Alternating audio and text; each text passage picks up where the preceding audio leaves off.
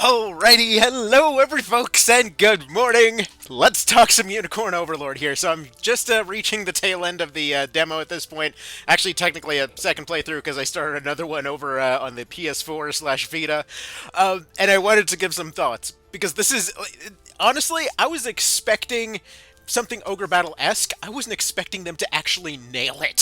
So let's go ahead and get into it here. First and foremost, by the way, sorry for the different music in the background. After getting like 8 copyright notices on the initial stream, I just kind of didn't want to deal with that until somebody else figures out how to sort it out in the background. So there's that. Anyway, let's go ahead and discuss. So first and foremost, as far as Unicorn Overlord, what even is it? Like, is it actually an ogre battle? Is it actually something else? Basically, it manages to effectively take the March of the Black Queen approach of you still have your reusable units, you still have those kind of potentially gigantic fights, but then also mixes in some of that Ogre Battle 64, where the kind of more individual aspects of each of those units matter, where you still have equipment stuff, you have the essentially the party layouts of something like March of the Black Queen, but you again have a lot more of the stuff from 64 as a catalog of different classes, as well as a lot of different stuff from things like Grand Knights, which Vanillaware has worked on in the past.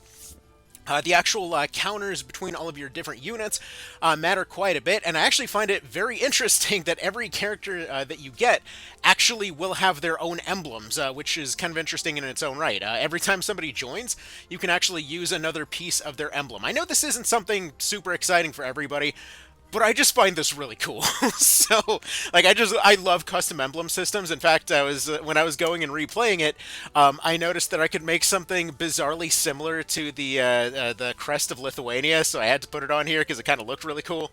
I may not know much about stuff from over there, but technically was from there at some point, and that looks decent enough. Anyway, so let's go ahead and get to it here. So, basically, if you're a fan of the Ogre Battle games, if you liked the overall gameplay flow of just like a little bit of March of the Black Queen, a little bit of Ogre Battle 64, you'll find stuff to like from both of those here.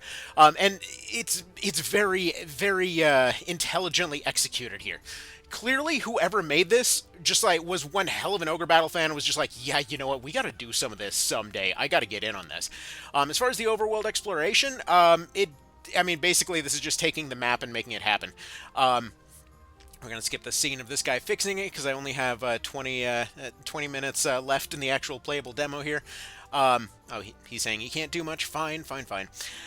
Anyway, so yeah, you can approach fights from any angle. They actually will have different things that play out depending on a few different aspects that can happen. Like, personally, I found it very interesting that there was a town that you could siege from any of 3 directions that you happen to approach it from.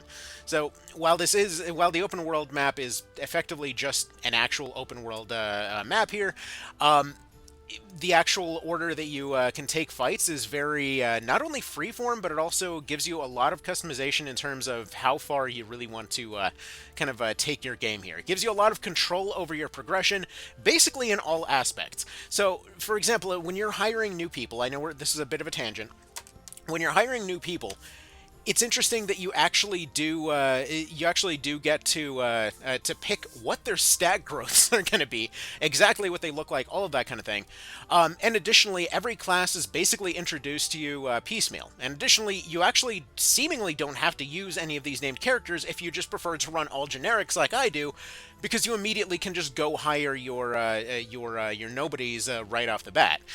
Just as soon as the class is introduced, they're like, here you go, here's a mascot for the class, and then use as many as you want. So it's a really cool way to basically take that idea that March of the Black Queen had of specific towns having specific units, or specific commanders being able to pull in specific units, and then basically just turning them into specific fortresses that are introduced to you from these characters. I just really like that. Additionally, the interplay between all of these different units and squads has meant that it hasn't been static. Every fight has different kinds of counters that you run into. So, like, the closest that I've found to a universal counter so far was effectively to take something like this right here, where I've got the overpowered obligatory knight guy combined with the commander character who's able to guard a unit behind them. The spear pokes two in front. The overpowered knight guy just does his overpowered knight thing. The two of those guys, the spear and the old man, will go and they'll heal, and this guy will be able to stab with magic, due to saving up a lot of money early on and buying what is basically Excalibur from the store. This feels very similar to the Fire Emblem Rapier, actually, because you can basically just get an anti-armor sword, but it's egregiously expensive. Overall, the battles feel very Ogre Battle, but there's a lot of kind of evolutions that Fire Emblem had done on all kinds of different things. Wait a minute, that guy did not listen. Actually, no, that was a follow-up attack he did. Okay, I was about to say, he didn't follow his orders, but he actually did follow his orders. You actually have what's been equated to the Gambit system for all of your units, so instead of giving vague commands over, like, oh, you know, hunt down the leader, hunt down the highest health, or whatever else, you custom command every one of their skills to be used under specific situations. It's felt really good. Like this knight guy, the reason that he actually attacked there was because one of his skills has a follow-up ability that lets him go and attack, essentially attack with a target that's going to be fairly low, presumably the pursuit thing here. Actually, let's go ahead and see what exactly it says. Yeah, just follow up on a single enemy. So this one just automatically activates. However, something like this one, he's specifically set up to go and attack whatever's the highest health, because, you know, overpowered knight guy. We don't want to lose some efficiency on that. However, the stamina system, the way that they've done this, is definitely... It sounds simple at first, right? It's just a number of attacks that they can potentially do. Well, a number of battles that they can do before they end up getting tired, right? However, they've, again, taken stuff that both Black Queen and 64 have tried, as well as, again, other evolutions from other places, and made them work. So, for example, like March of the Black Queen, if you put a flyer as your commander, they're now able to have the flying condition. However, if somebody else is the leader, you get their ability. So, for example, you actually can spend one of your Valor points up there at the very top to go swap positions with one of your units to make somebody else lead.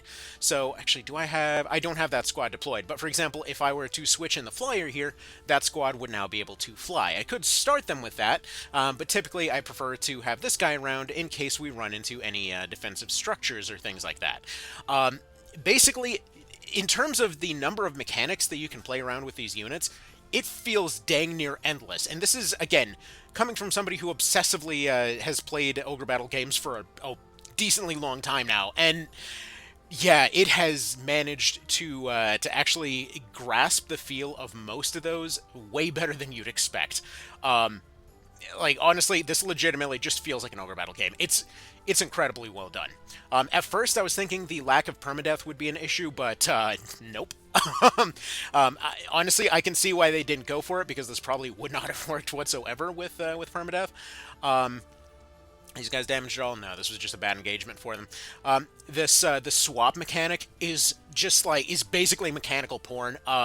Again, for anyone that's ever played an Ogre Battle game before, like, you take a bad engagement, but you've sent them in with the rest of the platoon. You go and swap in whoever you need. If one of your squads is tired, you essentially send in the fresh troops to then go pull forward your tired squad, essentially cover for your veterans while they rest.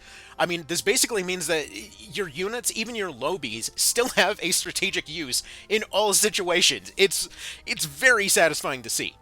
They've taken that feel of like Ogre Battle 64's thing of the smaller squads and whatever else, and actually made it work in terms of you actually potentially want to run some smaller squads for those kinds of tricks. The fact that you have to expand your squad as you go along is frankly brilliant. All of those squads in the Ogre Battle games, when you ran into those squads of 2 or 3, that's you now. And it's better than you would have expected. So that's awesome to see. Oh man, we are just absolutely laying these guys down like nothing. Bear in mind, I've circled back to what is more than likely a way earlier part of the game here with counter units, so we're good to go. Again, you have total control over the speed of your fights, over everything. If you just want to hold down the trigger at at any point, this whole Valor system at the very top there is fascinating. Like, check this out, okay? This made me just practically giggle with glee. You can summon green units. You can just summon in mobs on top of the units that you already have. If you're at your capacity for what you want to summon in, and you've got some mercenaries on your team, one of the mercenary abilities is to essentially just call in a bunch of rando generics to come in and assist to go bolster your numbers in that direction. You've got skills for aggroing enemies out of their cover positions. They will use the swap mechanic. They will use these aggro mechanics. The AI uses this stuff. Again, I know it's a weird thing to get excited for, but it's like you basically you got everything you could want if you're a fan of these games. You know, it's so good. Oh man, these guys are about to get friggin' dunked on. Oh well, that's fine. Um, Dude, it has been unbelievably satisfying. Also, they're gonna go ahead. You actually lose some of your built-up valor points if you end up losing a squad to something like that. Um, in terms of defensive structures, those actually matter. Like if I were to get a archer commanded team, put them on one of those towers, they'd be able to provide fire support for everything in that area, just like that witch is doing right now. Um, Again, the counter units really matter in this one. But there are still ways that you can get around their weaknesses and whatnot. Like we see here, we've got two separate magic squads off in the background that are providing assistance. You potentially have items that can counter a lot of these things. So if you're thinking like you want the cards for March of the Black Queen, yeah, you basically got that here. Each one of your different unit types has all kinds of different things that they can help you out with. Like your basic soldiers can just revive somebody for the cost of one of your points, which isn't a very good value, but it might be exactly what you need in some situations. Whenever you capture areas instead of cards, you're basically getting first-time bonuses. So like if a squad takes this one, they get 2 stamina, allowing them to take 2 additional fights in that particular area. And additionally, dude, Hugo would be proud. We got Bridges actually being an official location. You know, somebody was very well aware of the Ogre Battle 64 memes here. But yeah, Bridges essentially allow you to take losses as well as take wins without consuming stamina, and also without being put into a knockback phase. Additionally, resting in different areas, just like March of the Black Queen, would allow you to potentially get back your fallen units, which is like at first I was kind of questioning the whole thing of no permadeath, but honestly I can see how this game would not have functioned with permadeath. You simply would not have had the actual points to be able to continue past like 3 battles into the game, because you will definitely end up taking losses, but it's in a good way. Again, think March of the Black Queen, that's what it feels like. That it still feels like a big, massive, important fight, but at the same time, it's forgiving enough that you can absolutely dork around and actually do fun strategies. But the higher difficulties are brilliant. Basically, the higher your difficulty goes, the more you can do stuff like this. Where effectively you're being forced into situations where you only have a limited amount of time to actually go capture the command post here. So they're all the way over here. We have to get all the way over there. We've already burned through 20% of our time through this map, which granted, we've kind of blazed a complete road over here. But this means that at few points can you actually afford to get bogged down, which makes you start thinking in the microsecond of those situations of like, okay, these guys can buy this much time for these guys to rest so that they can have enough stamina to march on forward. We send in the Thief Squad with some Griffins to basically just evasion tank stuff, to take a bunch of not quite losses, to maybe pull some stuff there. In fact, in this particular case, we're actually going to go ahead and leave this guy as the commander, so we can go put them in charge of this tower over here, so that hopefully they can provide a little bit of fire support for everybody else. It's actually a really cool thing where that whole unit swapping mechanic for spending points to put somebody as a different leader. Think about it. You send in a griffin, right? You send in a griffin to let them fly in to go land on one of those towers, then switch over to the archers, and now you have range support all over that whole area. Like it's good stuff, man. It is really good stuff. I expected good. I wasn't expecting this good. So, either way, you love to see it. You love to see it. Also, apparently I'm out of the boosting items. However, we can give them some regen, so we'll go ahead and do that. Hopefully there's enough of them left to actually make use of that regen. But they're in a bit of a bad position right now, and I don't have any items to go counter that range thing. So you've got both counters as well as abilities that allow you to bypass a lot of those kind of support abilities, as it were. Just basically putting up shields to protect against arrows and spells and things. So that stuff is great to see. The only kind of negative I've actually had so far is as far as customizing your teams. Weirdly enough, you can't seem to enter custom names.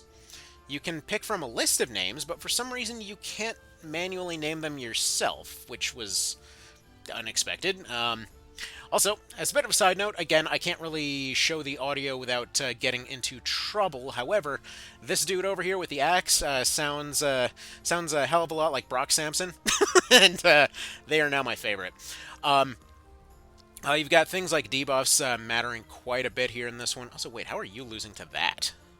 You're gonna have to explain that one to me, dude.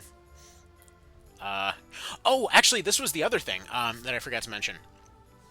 Whenever your characters are going to miss, you can't do anything about their miss chances, but you can actually know that they're going to miss in advance. So like right here, this is a case of they missed hitting this guy. And also probably a few of them got wiped out by, yeah, probably by those casters over there. So they ended up getting bombarded down, and they're going to get taken out. So we'll just go ahead and have them retreat out of the fight for the moment. Probably have them go land on this town, actually, or that fort, rather. Currently, I don't have anyone down, so we might as well have them advance for the moment. Getting a little overwhelmed, but, you know, I'm gonna have to make it work. But yeah, you've got items out the wazoo for customizing your people in all kinds of ways that, again, you would expect in the late game or something, not immediately. Like, for example, if you wanted to use your scout units, who are basically evasion tanks, if you wanted to use them like, you know, shields from FTL or something, where they're just there to give you a certain amount of complete plinks and damage, or just complete damage avoidance, you can just equip them with some accessories to go boost up that particular meter, and they will just keep dodging stuff the entire fight. You can do things like taking your starting guardsman guy and giving him a poisonous knife instead of a sword, in order to here, let's go ahead and swap this guy in so that they can actually win this fight. But you can just go and swap that guy in with a poisonous sword there, so that he just basically defense and poison tanks everything. There's, again, the kinds of options that you'd expect from a more traditional unit-by-unit SRPG here, but with the Ogre Battle mechanics basically realized to an amazing degree.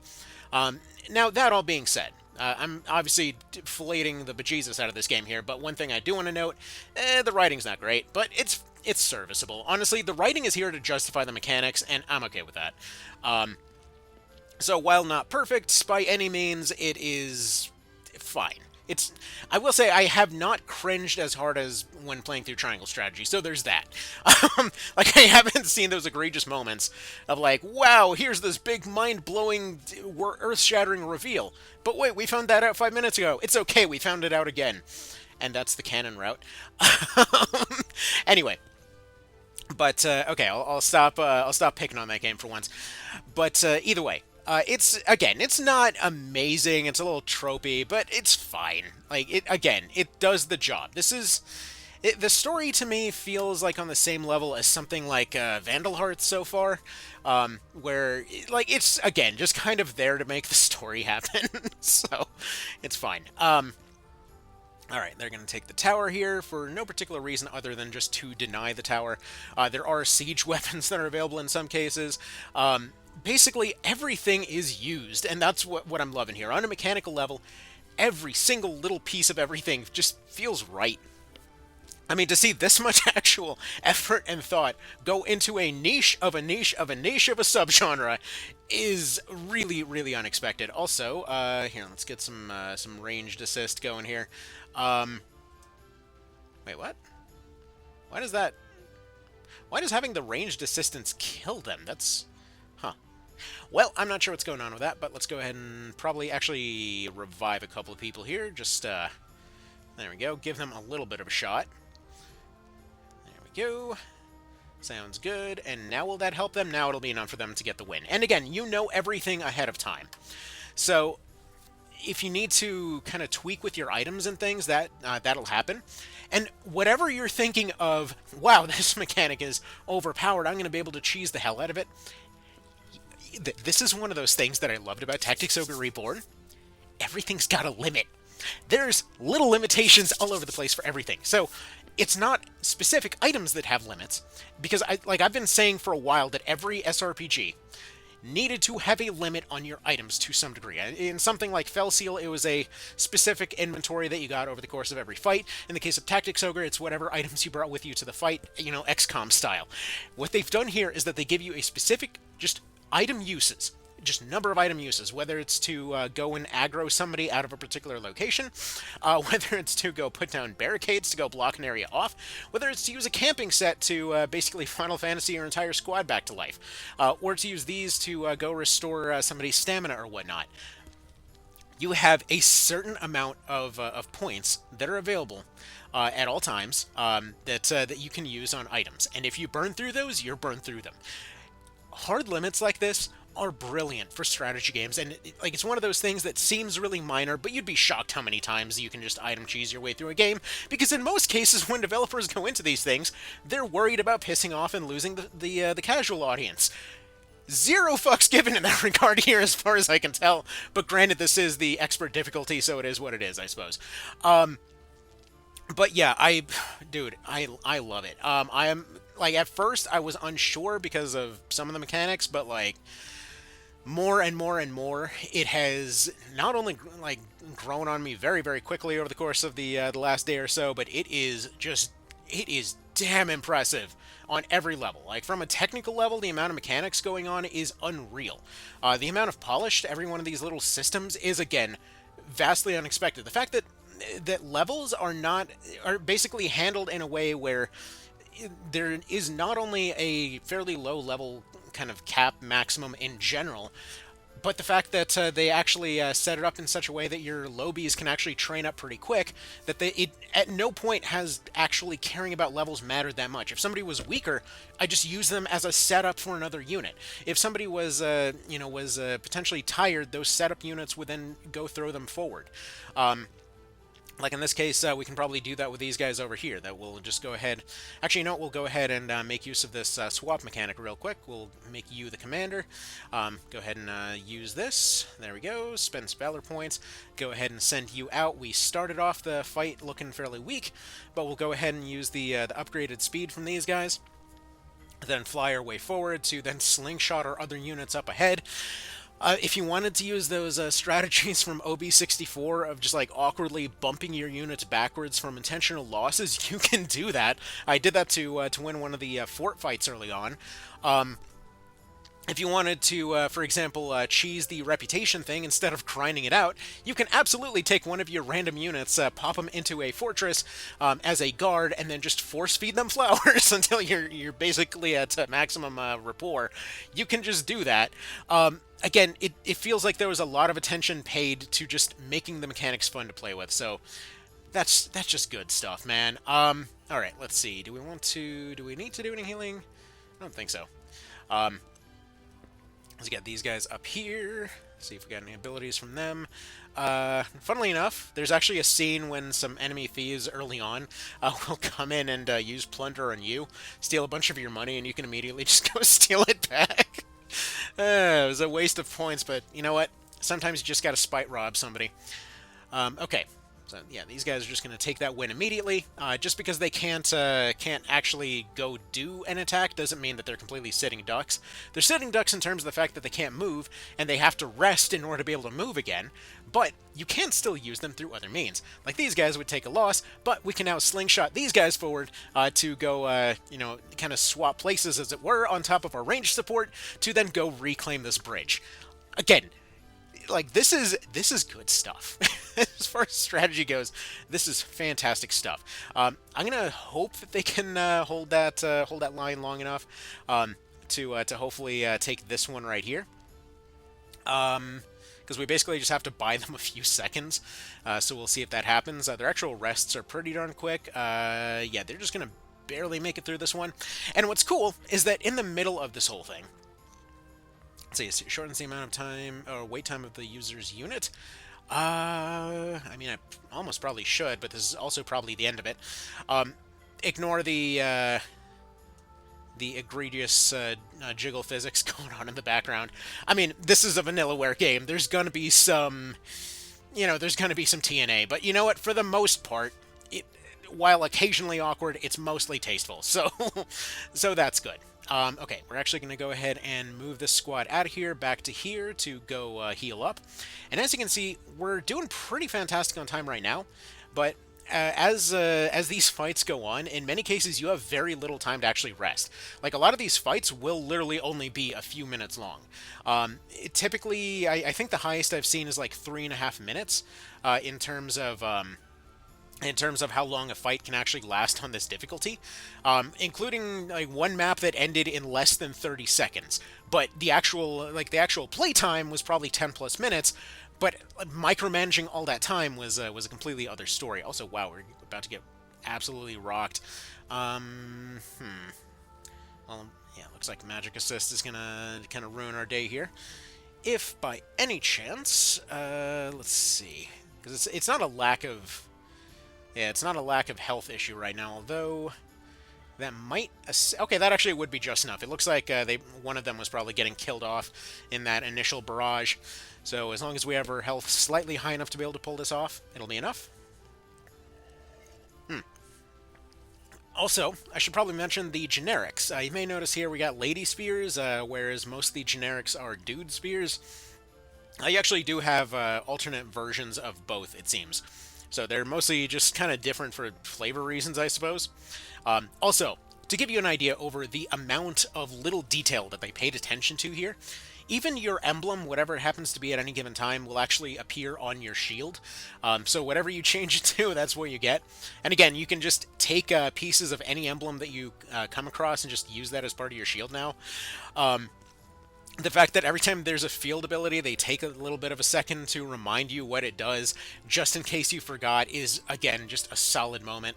We're going to move them over here so they can continue providing range support. That fire tornado is a bit of a problem, but something that I definitely want to take advantage of at some point. If you're running into too many fights, you can just immediately skip them like this, get all of your results immediately. This feels like it's going to get tedious at first, but then, like, more and more and more, you start realizing that, no, you're fine. I saw a few folks panicking that we were going to run into the Fire Emblem problem of units just not getting enough experience. No, you got ways around that too. All of your experience items will have a increased benefit against for lower level units.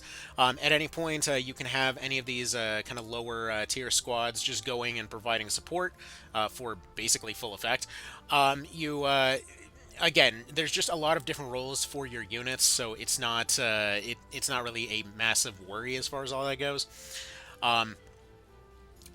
Will these guys be enough to take out these ones? Oh yeah, they're probably fine. We're just going to wait for the ranged units to get into position, and we'll go ahead and get the job done, and that actually very well might be the end of our play period here. Okay. We're going to let these guys approach first so that we don't run into their support abilities. You'll notice that there's actually infinite reinforcements that will pop out of any locations that are still occupied.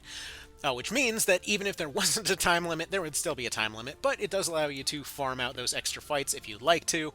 Got some additional experience over there for our archers for providing support during that fight. just, man, everything feels so thought through.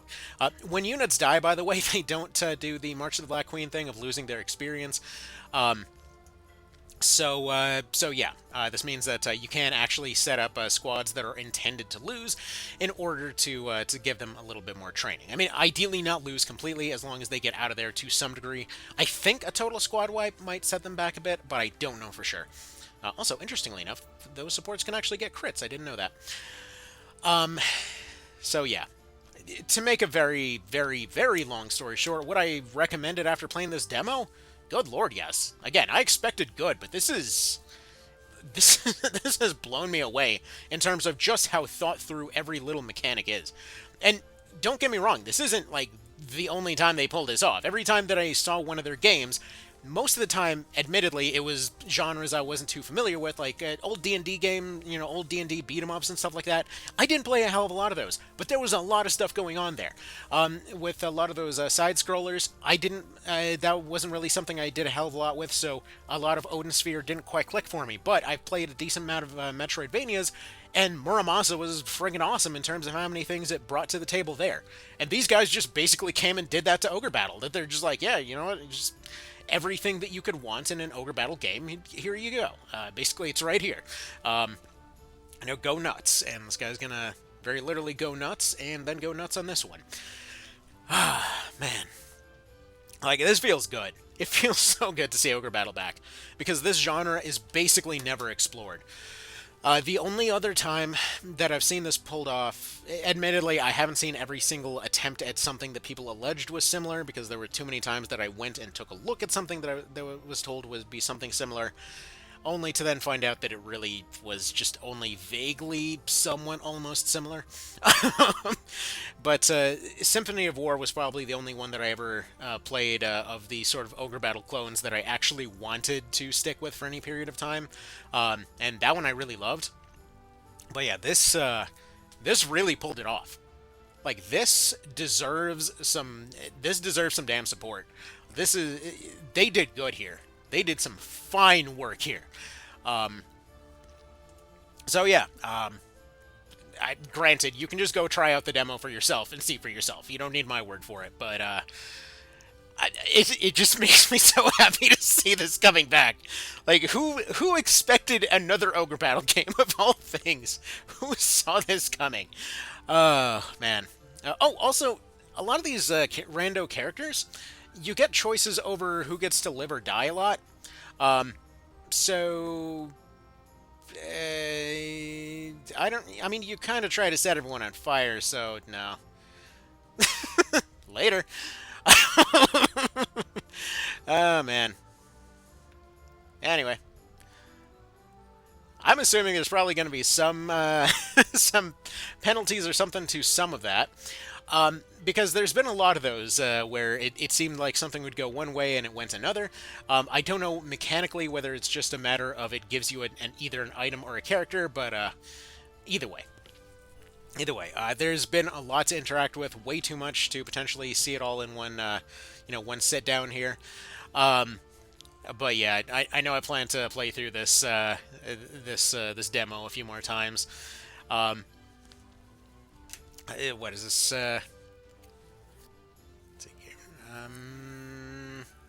Interesting. Interesting. No, I want to do something else first. Okay. Okay, so the demo just ends. So it seems like there's probably just they want you to kind of do the Morrowind thing of just explore around and see some stuff before you actually proceed with the fights there. I wanted to see if it was possible to max out the rapport between him and would you like to save your progress? Yeah, we're gonna save that in that first slot for when the game actually launches. But I wanted to see if it was possible to max out the rapport between. Dude, you don't need to throw out a sales pitch right now, demo. It's gonna happen. But anyway, God, you gotta love the March of the Black Queen right here. Like, every unit is exactly where it should be. Anyway, no. Oh, here, let me see if which one was it? I think it was this one. Yeah, I'm just going to go ahead and give this one a bit of a load. I don't know if this was the mid-fight one or not. I just want to take a look at the menus real quick. Let's cover that real quick. Yes, yes, yes. Skip it all. Skip it all. So you have to unlock specific locations in order to get your reputation maxed out with certain people. So like right now, the cheating on his girlfriend percent speedrun is what I want to work on the next run through. But for example, if you wanted to, let's say, get somebody's rapport up very quick. Oh, I guess we can't really do that. Let's go ahead and find another town here. Here, like these guys. So, like, you set somebody to guard a town, right? And then immediately you go to give them a gift, and then you can just force-feed them a bunch of reputation.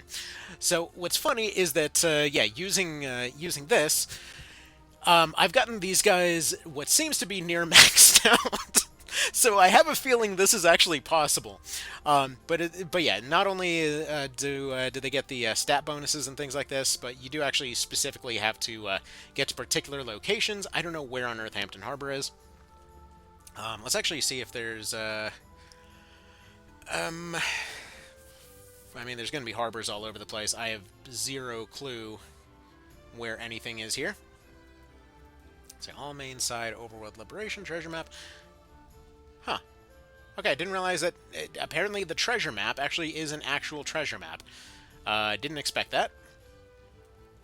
So, yeah, it actually saves your remaining time to play in the middle of this. It's kind of cute that the doors open and close when you go nearby. There's an entire shop for just weird alternate items. This reminded me a lot of just... It was a combination of, what was his face? Anywhere Jack and, what was that shop from OB64?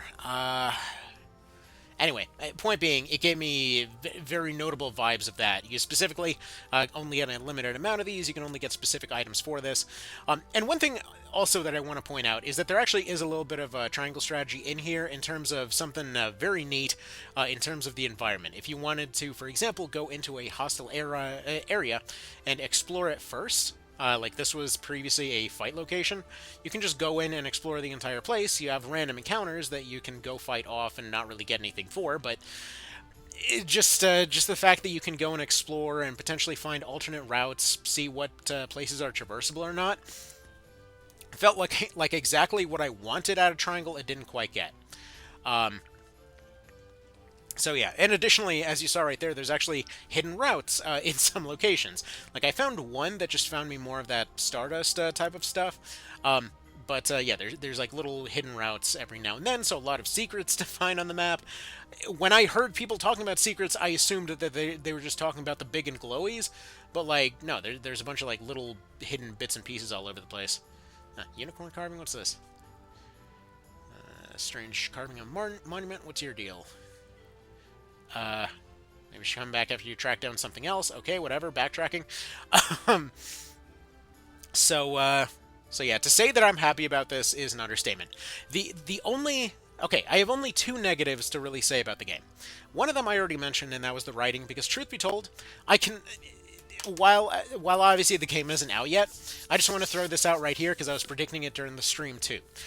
I'm fairly certain that it's going to turn out that the main bad guy was basically like a Artorias of the Abyss situation, where he went to go kill the ultimate bad guy, got the opposite of the ring that you have, and got mind-controlled by somebody else, and he's going to join you at the last second, and somebody else is going to be the real bad guy, and just like every commander you run into is just like, oh, geez, I was such a cool dude before I got punched in the face and turned evil.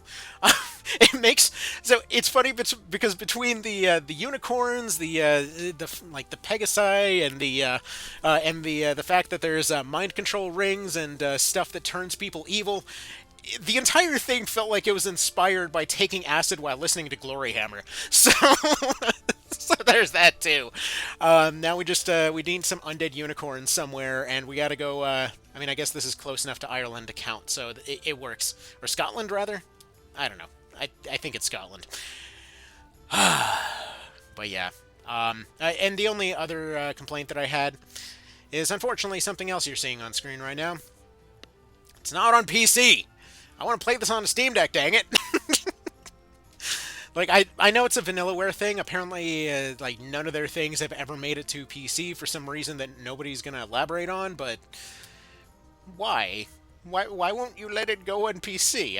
I want to not be on Switch because my daughter has my original Switch and my wife has her Switch, and I gotta borrow a Switch to play to play the new Ogre Battle. Which, granted, you know, if folks have mentioned to just get the Switch version and emulate it on a Steam Deck, fair for those of y'all that already have a modded one. I don't. So there's that. Also deliveries. I guess no one's really gonna deliver a boat out here, are they? These guys need more lumber to fix up their swamp in the middle of the woods. Why do you want to live here? Anyway, but yeah, visually everything looks great. If you're worried about leaving your units out in the middle of nowhere as guards, they actually just basically generate materials for you, so they don't actually leave your party or anything. Um, As far as your materials and things, they're just kind of all over the place as exploration rewards. You don't have to talk to most of these people. The important ones will have different icons over their heads. If you want flavor text, you got it. If you want to run faster, you hold down the B button. If you want to go explore other regions, you got boats. Boats go to other islands, and then you go collect chickens. And I love how the chickens... We had the chickens in the intro, and the chickens allowed for getting the golden egg, which allowed this guy who has been granted stealing experience from other characters, but he's paying back for it in money because it doubles everybody's money income. Oh, everyone's got 2 accessory slots. I've been operating under the assumption that they only have 1. Damn, well, let's make him even better. Yes, I completely missed that was even a thing. But yeah, you get exact knowledge over like who gains what ability over time. You get new abilities from different equipment, and there's quite a lot of it that's around. Including stuff like getting ranged attacks on your melee soldiers, like your javelins over here. Like there's again just a lot of stuff that you would expect to see from you'd expect to see more from a Tactics Ogre than an Ogre Battle. It's probably the bluntest way to put that, but whew, it feels good. And so far, unlike my personal experience with Fire Emblem, the amount of skills has generally been not exactly overwhelming. Like, to explain why this is a good thing. So, I know personally the issue that I had with Fire Emblem, starting with around the Sacred Stones era, give or take, was just the fact that there were kind of oftentimes too many to necessarily keep a track of. In this case, what's going on is instead of a stack of different passives that are situational, you can just kind of custom assign a pile of, what is this, 1, 2, 3, 4, 5, 6, 7, 8, 9 different skills here. And effectively, these will trigger under whatever conditions you'd like them to trigger. They have a certain amount of points, so like this guy has 1 of the red ones and 2 of the blue ones, so he'll provide cover for 2 units, and he'll be able to use this sting ability once. Once everybody's points have been used up, the encounter ends, right? So this means that sometimes maybe you want to save some certain type of points or whatever else. Here, like not with Travis, it was Clive's unit down here that I wanted to show off. Let's go to this one. So, like, in their case, this guy's whole thing is just to evade whenever possible, right? So he's just got evade set up to happen whenever anybody's attacking him. So ideally, he just sits here and just evades all day. So potentially 2 free attacks. If the AI is preferring a weaker or lower health unit, he fulfills both of those criteria. And yes, he is specifically designed to look like the end of Tactics Ogre lands, with the blue hair and white robe. Meanwhile, this guy is meant to be, guarding and stabbing as you do, but primarily the idea here is that these guys are supposed to delay and then call in reinforcements from her ability to call down more mercenaries, as it were, you know? Also, wait time is a stat, so different units have seemingly have a different wait time. So here, let's go into that real quick, see if we can find it. Let's see, 6 seconds, 6 seconds. I'm assuming I know I've seen at least a few items that would actually change this. So, either way, you've got those options as well. But yeah, everything from the way that fights flow to how your units grow to the options that you have when building them has just felt great. I mean, this it does feel like at first it's going to be like, oh, it's less immersive because it's less realistic, but its immersion comes from how dynamic the fights are. So the fights are extremely, extremely dynamic.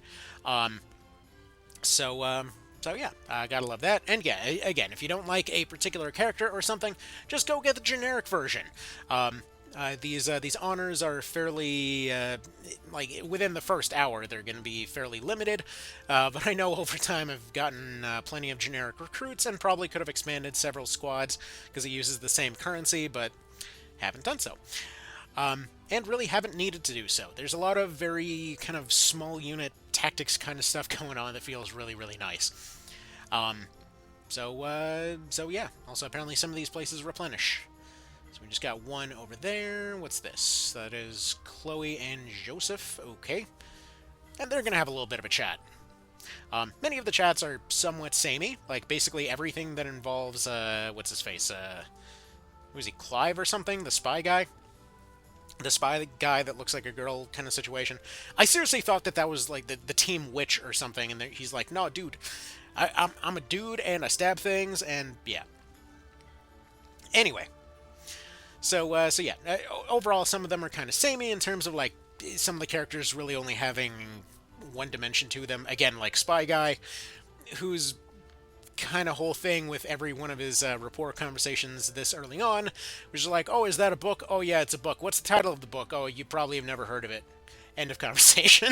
So that, I mean, that stuff again is kind of in the whatever pile. You can easily skip through this stuff. And one thing more to point out for anyone that's kind of curious here.